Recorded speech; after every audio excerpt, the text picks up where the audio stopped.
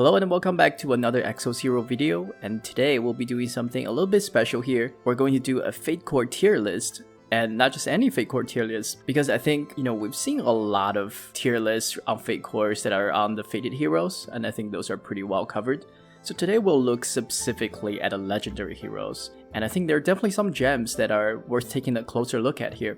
And as always, if you enjoyed this episode, if you find it informative, please leave a like and subscribe. We're really close to our 200 subscriber target, so it'd be great if we can get a few more members to our exclusive club here. But without further ado, let's get started. So currently there are a total of 12, I believe, 12 legendary Fatecores, and we'll start from the bottom of the list here. And for the bottom ones that we are looking at here, I'll just cover them at a higher level, and we'll focus more on the higher ranked ones. So starting at the bottom of the list, we have Lyungen as well as Brook. So these are the two reverse world Fatecores. And the biggest issue that I have with these two is not necessarily that they're bad heroes or the Fatecore is inherently wrong. It's just in my opinion that the Fatecores don't seem to synergize very well with their kit. So let's start with Lyungen. So Lyungen is a tank, and I think the biggest issue is with the reverse world you get this new passive called Barrier of Will. And what it does is essentially when you take 70% or more maximum health damage, you will be able to reduce the incoming damage by 50% with 2 turns, and that includes the turn that you took the damage. On the surface, this sounds pretty good because it does allow you to be a little bit more tanky, and normally it would be great on the tank. The only issue that I have with Lyungen is he doesn't really have any taunt or provoke. So a lot of times people are just gonna bypass him because he doesn't do all that much damage, and his kit doesn't bring a lot of CC, so there's very little reason for people to focus him, and having this improved survivability doesn't really help him too much. If you think about it, heroes like Wulum and Mahar would really benefit from something like this because they have the taunt and then they force the other people to attack them, and this can help them survive. But with Lyungen, it just doesn't really synergize that well.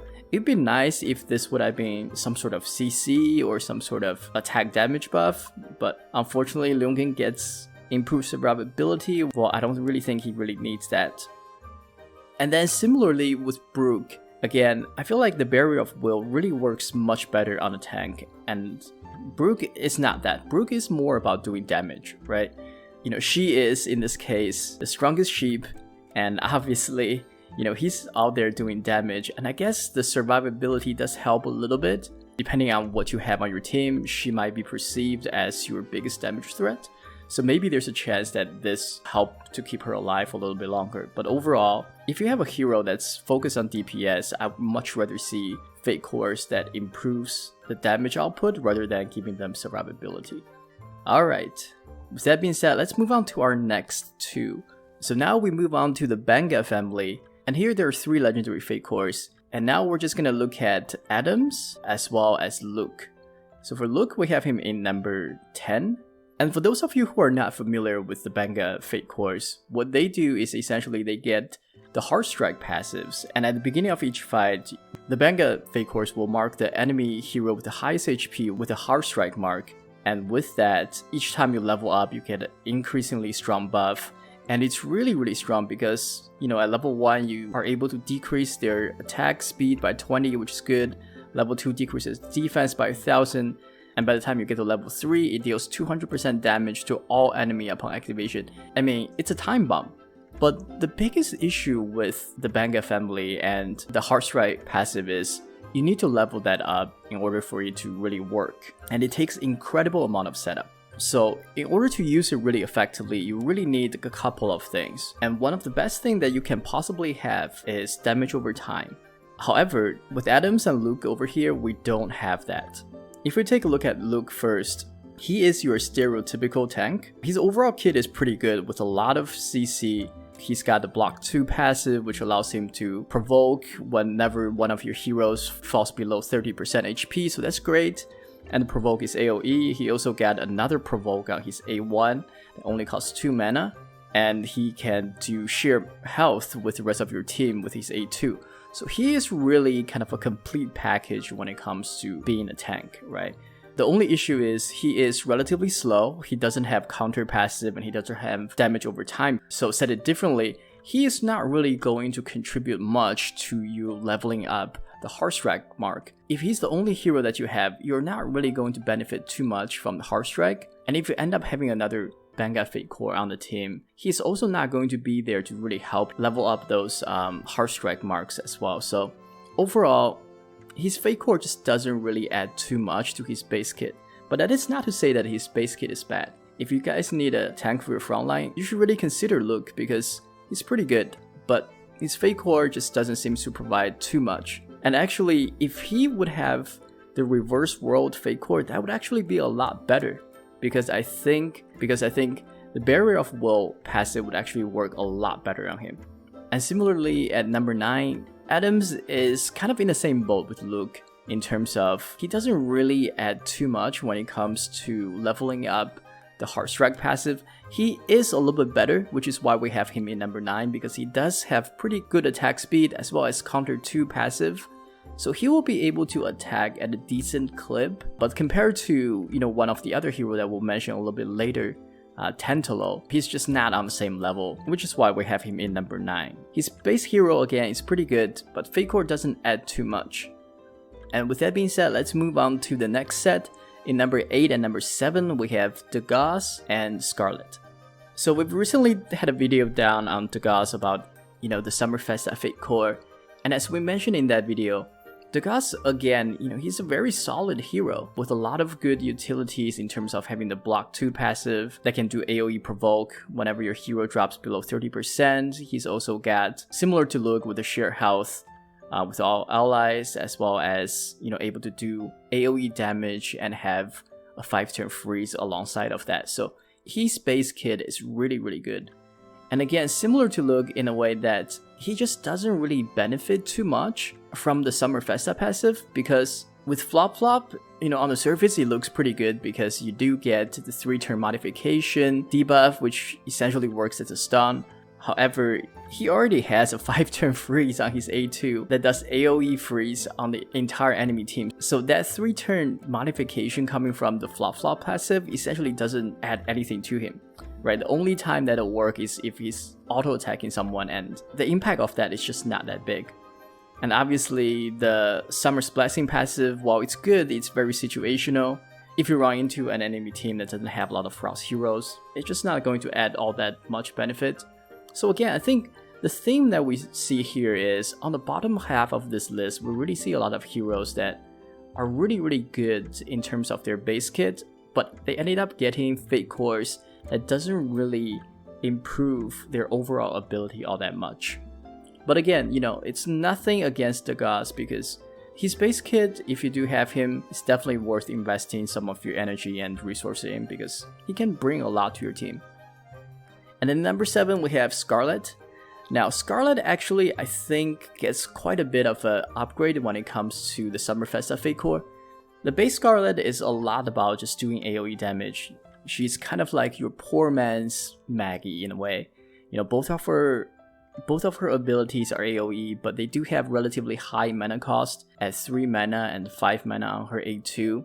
The good thing about this is now with the Flop Flop passive, she really will be able to not only bring the damage but also the AoE CCs, because both of her skills are AoE, so that means she can really utilize those modification debuffs really, really well. Definitely better than Degas. So with that reason, we're putting her at number 7 above Degas. And also, she still have the Summer Splashing passive, so that's always going to add a little bit of value to you depending on who you're up against. But like we mentioned, it's situational.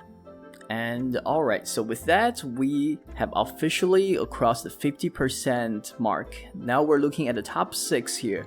So starting off with that, we're gonna look at the Awakening line, and we're gonna start with our number 6, which is Lepin. Or Lepin, I'm not sure, so let me know if you guys know how to properly pronounce her name. But with Lepin, we really think she gets quite a bit of a buff when it comes to her Fatecore. Because what Lepin's overall role in this game, obviously she's a support hero. Most importantly, she's a support hero with an AoE revive. So her role is really to play kind of the reviver role, right? Doing a little bit of healing, doing a little bit of cleansing, but at the same time having that ability to bring back all the fallen allies. So typically what you often see people do is she tend to be the targets of the opponent team, or the one that you really want to keep alive, right? Because you don't want your reviver to fall first. If that's the case, you won't be able to have anyone to bring anyone else back. So to help with that, her Awakening Fatecore now gives her the Awakening State Fairy Queen of Protection. And what it does is it increases block by 360 while decreasing critical hit by 180. And it also gives her additional attack speed of 25 as well as 4-turn damage immunity when she drops to low health. And this is just fantastic because obviously you don't care about the 180 decrease your critical hit, so exchanging that for 360 improvement to your block is fantastic because with higher block, it's just going to make her even harder to take down. And then obviously with better improvement in terms of her attack speed, she will be able to move a little bit faster, get more of her heals and revives off a little bit quicker. And lastly, when she does drop really low, she gets the damage immunity for 4 turns. So the whole thing just makes her really, really annoying. Because when the opponent wants to focus her down, they can't really take her down that easily. And if you don't end up focusing her down, then she's going to be there and just constantly reviving people back up. So this is a fantastic addition to her base kit. I really think the Awakening Fatecore is a fantastic upgrade. But with that being said, let's move on to our number 5, which is Reedmarie. And Reedmarie is a unique one. And frankly, we put her kind of in the same place with Lepin. Even though we said she's number 5, but think of them as interchangeable, depending on what your team needs. The Fatecore of Reedmarie is really, really unique in a way that it essentially kind of changed what the base Reedmarie was all about. So with her base kit, she's able to have this spammable A1 with only 1 mana cost that deal 120% damage to a single target, and also afflict Frostbite for 2 turns at 74% damage. And then her A2 does AoE piercing damage at 199% to all enemies. And with her Fatecore, it essentially got flipped around. So her A1 now does a little bit more additional damage and still have the Frostbite damage over time, but now it goes up to 4 turns and damage goes up to 92%. Pretty good, but it also comes with a higher mana cost at 3. But her A2 actually really gets a huge buff, so now it doesn't do as much damage. Instead of doing 199%, it only does 71% to all enemies. And it's still piercing damage, but definitely a drop when it comes to overall damage output. But it does get an additional damage over time component at 31% damage for 2 turns to all enemies. So when you look at the overall damage output, it's pretty comparable to what it used to be. But with damage over time component and the fact that it's AoE means she will become a pretty strong Guardian Stonebreaker for you, especially in kind of the PvP areas where you need a Frost Guardian Stonebreaker. She really comes into that role really, really well. And not to mention that her A2 now only costs 1 mana, so similar to how her A1 used to be. And it's very much spammable, it still has piercing damage. If you add damage over time, it scales up to 133% to all enemies. So that's a solid upgrade. And not to say she looks pretty cool in this Navy Admiral gear, so definitely a good Fatecore if you end up getting her. And with that being said, let's move on to number 5 on our list. And here we're heading back to the Awakening line and we're going to look at Otard.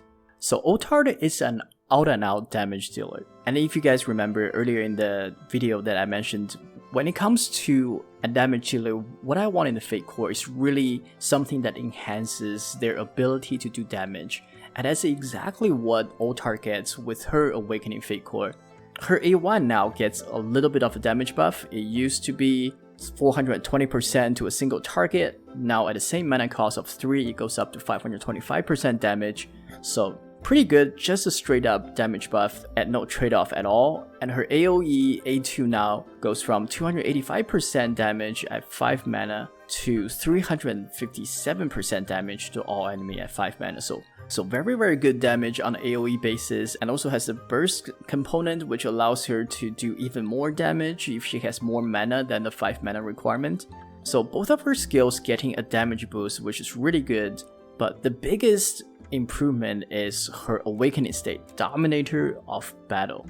And what it does is, at a trade-off of 180% lower block, she gets 360 increase to her critical hit, as well as 25 additional attack speed, and damage immunity when she drops below 30% health for 4 turns. So she gets a little bit of survivability and a ton more damage coming through her additional critical hit. 360 is nothing to laugh at. It definitely improves her overall damage potential, and she really becomes kind of the premier damage dealer among the legendary heroes with his Fatecore, and able to rival some of the fated heroes that doesn't have a Fatecore. Guess the only complaint that we can possibly have is that her mana costs are relatively high at 3 and 5, so that's kind of a downside.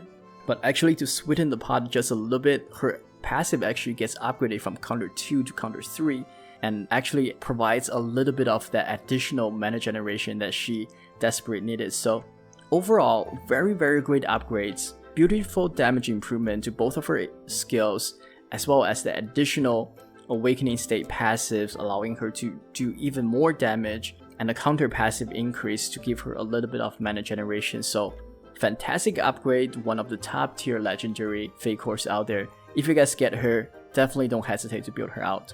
And actually, our next Fatecore is very similar to Otard. So slightly above Otard, we have Deva coming in number 3. And she serves a very similar role as Otard when it comes to being a premier damage dealer among the legendary heroes. And again, all of her kit is all about doing damage. Her A1 now deals 76% damage to all enemy, and it gets reset if any of the target dies. And it only costs 2 mana, so it's pretty good, relatively low mana cost. And the fact that it's AoE and resets on death, it's pretty good. You can definitely use it to do some additional damage, and sometimes what you can do with these skills is if there is a relatively low health target, you can use it to kill someone. But because it's AoE, it'll actually drop the health of some other heroes down a little bit, and that just might put them in a range where you can use this again to finish them off. So it's an ability that offers you the possibility of chaining several attacks together. So very good. And her A2 now gets a pretty substantial improvement as well. It used to be a 3 mana cost skill that deals 420% single target damage, and now it goes up to 5 mana cost, but it does 700 damage to a single target, alongside of a 5-turn silence, and after that she will inflict additional 160% of her current health to the target. So just a tons of damage. 700% single target is no joke, and if you add that with the silence as well as the additional damage at the end of that, and it just makes her a tremendous sniper. With this skill, she can essentially erase anyone on the opponent's team. Even if you're facing kind of a high threat tank like Shufraken, there's a possibility that she can just execute them with this skill. But the best part of her Fatecore actually comes through her passive, and it's gotta be one of the craziest passive that we've seen. And with her Fatecore now, she gets an additional passive called Crimson Strike, and what it does is it doubles her critical damage. And that is just ridiculous, because her A2 already does a tremendous amount of damage just the way it is. Now you're adding double the critical hit damage. Essentially, when she crits with this skill, there's no one that she cannot kill. And there are definitely times where she can just erase a target right from the get-go. And given that she has pretty good attack speed, if you do have another mana battery on your team such as Baraka or maybe Iris, she will probably be ready to use this skill on the second time around, and at that point she's going to be a tremendous weapon for you and essentially help you eliminate any target you want. So overall, this is just an amazing upgrade. Again, Deva is all about doing damage, and her Fatecore helps her to do just that. So similar to Otard, if you have her, you need a damage dealer, she is fantastic at that. And with that being said, let's move on to our top 2. So at number 2 here, we have another Benga hero. And this time it's going to be one of the gold banners from this line here, and that is Tantalo, the dignified Tantalo. Like we mentioned earlier, the Benga family has a tremendous passive in Heartstrike.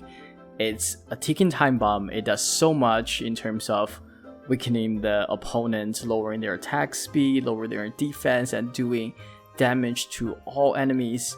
It's such a strong passive, but it definitely takes a lot of setup. And as we mentioned earlier, one of the best way to set it up is through damage over time, and that's exactly what Fatecore Tantalo does. So Fatecore Tantalo essentially gives Tantalo a pretty complete makeover. His base kit is very much similar to look, a very complete tank with a lot of CC and things like that. His Fatecore kind of deviates from that. Now he does a lot more damage, so her A1 now costs 4 mana, so it's relatively high, but it's AoE and it poisons target for 3 turns. So essentially with every tick of the poison, he will be able to level up the Heart Strike passive by 1 level. So 3 turns is guaranteed to get to level 3. Just amazing, and because it's AoE, he'll definitely be able to hit a target that has the Heart Strike mark on them. Unless, of course, if they dodge it. So just very good skill at setting up the Heart Strike.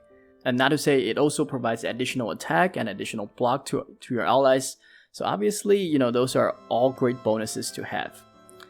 And his A2 now also does AoE damage as well. So it's now a single target damage at 3 mana cost. And he's also got a 4-turn damage over time at 92% per turn. So, but really the 92% damage per turn doesn't really matter. It's just the fact that you're doing damage every single turn if you hit a target, and leveling up the Heart Strike passive, that's the most important part of this. And seriously, within the Benga family, there's no one that does this better than Tantalo. And just as an added bonus, his A2 now also decreases the attack of the target by 35% of his own attack for 8 turns. So a little bit added utility to him. And his base passive is still block 2, which allows him to do an AoE provoke whenever one of your hero drops to below 30% HP. So there's always that great utility there. You know, so he still functions as a tank for your team. So overall, he is fantastic.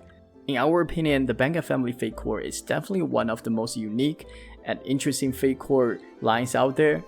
And, you know, something that has been kind of overlooked and overshadowed by the first Guardian. But now with the introduction of heroes like Iris, I think Benga family will get an opportunity to shine. And in our opinion, there's no one better to partner up with Fatecore Jane than Tantalo. So if you have him, definitely make sure you build him up. Especially if you have another Benga family, don't be afraid to try them out. Pair whoever you have with Fatecore Tantalo here and just let them go to work. I'm pretty sure you will be surprised with the result. But now, at last, we arrive at our number 1 spot. And I guess a lot of you probably have already expected this. Obviously, at number 1, we have FC Annie. And one more to say about FC Annie that we don't already know. She is probably one of the most meta hero that we have had since the beginning of the game. And I don't really see her ever falling out of favor, just because the way she is set up with this Fatecore is really there to be your primary enabler. And what I mean by that is, if we look at her passive, what her Fatecore does is it gives her this additional passive called Burning Soul. And what it does is it grants one ally with the fastest attack speed, excluding Annie, with the damage immunity and 300% increase in critical hit for 2 turns at the beginning of every round, as well as 3 additional mana. So essentially, she is there to enable your primary damage dealer, because obviously, just the way this game is set up, if you guys didn't know that already, most of the higher attack heroes are also the ones that have faster attack speed. It's not always the case. You know, Battery is one of the highest attack hero in the game, and I think her attack speed is only 67, so she's relatively slow. But a lot of the other heroes are in the 90s or, you know, 100 or 110, around that range, so they're pretty fast. And Annie will essentially allow them to get that damage immunity at the beginning of each round, as well as additional critical hit, 300% is a lot, and that additional mana. So essentially, your primary damage dealer at the beginning of every round will be able to get all these benefits. They'll be able to survive a little bit better, they'll definitely bring a little bit more damage, and most importantly, with 3 additional mana, in most cases, they will be able to use their highest impact skill to take out the opponent's threat. So it's just amazing. It really doesn't matter what the rest of her kit does. With a single skill, it will always keep her in favor regardless of what the meta is. I guess the only time she might fall out of favor is if somehow we have kind of a frontline tank focus meta, then maybe this wouldn't be as impactful. But other than that, she should always have a spot on your team because essentially what she's able to do is to make your primary damage dealer even better. And that's not to say the rest of her kit is bad.